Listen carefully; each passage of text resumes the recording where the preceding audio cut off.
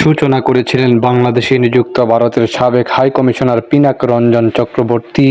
কিছুদিন আগে দিল্লিতে এক অনুষ্ঠানে তিনি দাবি করেন, ভারতের কঠোর অবস্থানের কারণেই বাংলাদেশে 7ই জানুয়ারি নির্বাচনের আগে ঢাকায় নিযুক্ত মার্কিন রাষ্ট্রদূত পিটার হাসকে কার্যত গা ঢাকা দিতে হয়েছিল।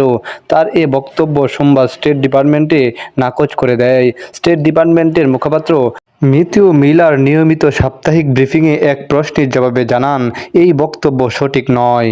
বাইডেন প্রশাসন এই বক্তব্যকে সরাসরি খারিজ করে দেওয়ার পরেও পিনাক রঞ্জন চক্রবর্তী অবশ্য নিজের দাবি থেকে সরে আসছেন না। মঙ্গলবার এ নিয়ে তার সঙ্গে কথা বলেন বিবিসিকে পিনাক বলেন, প্রথম বলা হলো আমি সেদিন কিন্তু নতুন কোনো কথা বলিনি। বাংলাদেশের নির্বাচনের ঠিক আগে সে দেশের মিডিয়াতেই বড়ি বড়ি খবর বেরিয়েছিল যে হঠাৎ করে মার্কিন রাষ্ট্রদূতকে আর কোথাও দেখা যাচ্ছে না। যারা বাংলাদেশের গণমাধ্যমে নিয়মিত নজর রাখেন তারা সবাই এটা জানেন, আমিও জানি।